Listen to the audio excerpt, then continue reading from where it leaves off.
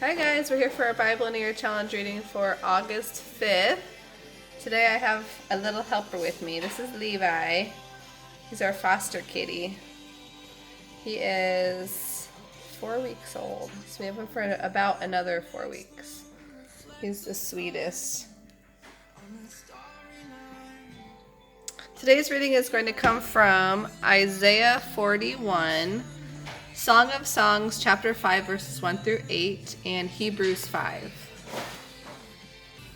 Okay, so Isaiah chapter 41, God's help for Israel. Listen in silence before me, your lands beyond the sea. Bring your strongest arguments, come now and speak. The court is ready for your case. Who has stirred up this king from the east, who meets victory at every step? Who indeed but the Lord? He gives him victory over many nations and permits him to trample their kings underfoot. He puts entire armies to the sword. He scatters them in the wind with his bow. He chases them away and goes on safely, though he is walking over unfamiliar ground. Who has done such mighty deeds, directing the affairs of the human race, as each new generation marches by? It is I, the Lord, the first and the last. I alone am he. The lands beyond the sea watch in fear. Remote lands tremble and mobilize for war. They encourage one another with the words, "Be strong." The craftsman rush to make new idols. The carver hurries the goldsmith, and the molder helps at the anvil.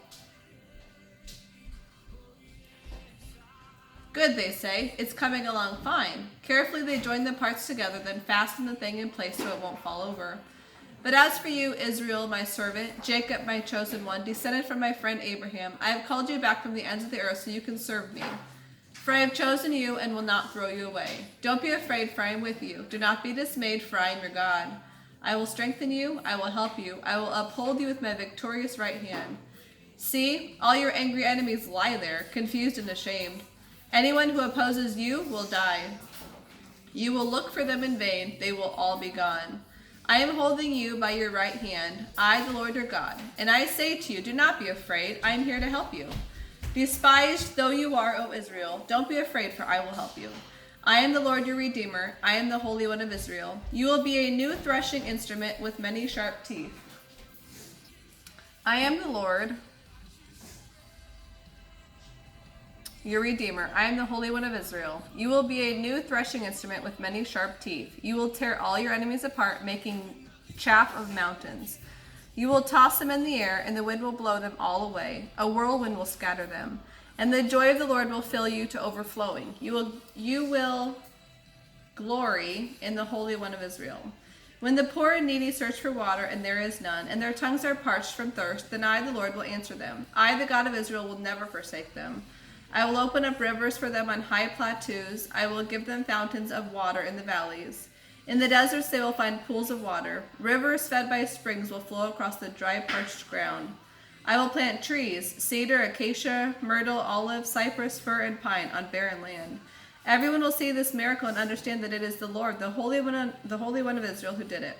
Can your idols make such claims as these? Let them come and show what they can do, says the Lord, the King of Israel. Let them try to tell us what happened long ago or what the future holds. Yes, that's it. If you are gods, tell what will occur in the days ahead. Or perform a mighty miracle that will fill us with amazement and fear. Do something, whether good or bad, but no, you are less than nothing if you can do nothing at all. Anyone who chooses you becomes filthy, just like you. But I have stirred up a leader from the north and the east. He will come against the nations and call on my name, and I will give him victory over kings and princes. He will trample them as a potter treads on clay. But who but I have told you this would happen? Who else predicted this, making you admit that he was right? No one else said a word. I was the first to tell Jerusalem, look, help is on the way. Not one of your idols told you this. Not one gave any answer when I asked. See, they are all foolish, worthless things. Your idols are all as empty as the wind. Okay, Song of Songs, chapter 5, verses 1 through 8. Chapter 5, verses 1 through 8. Okay. Young man, I am here in my garden, my treasure, my bride. I gather my myrrh with my spices and eat my honeycomb with my honey. I drink my wine with my milk. Young women of Jerusalem, oh, lover and beloved, eat and drink. Yes, drink deeply of this love. Young woman. One night as I was sleeping, my heart awakened in a dream. I heard the voice of my lover. He was knocking at my bedroom door. "Open to me, my darling, my treasure, my lovely dove," he said. "For I have been out in the night. My head is soaked with dew, my hair with the wetness of the night." But I said, "I have taken off my robe. Should I get dressed again? I have washed my feet. Should I get them soiled?"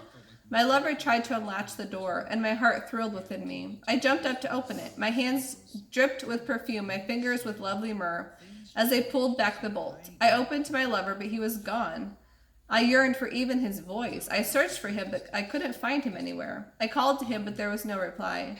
The watchmen found me as they were making their rounds. They struck and wounded me. The watchman on the wall tore off my veil. "Make this promise to me, O women of Jerusalem. If you find my beloved one, tell him that I am sick with love."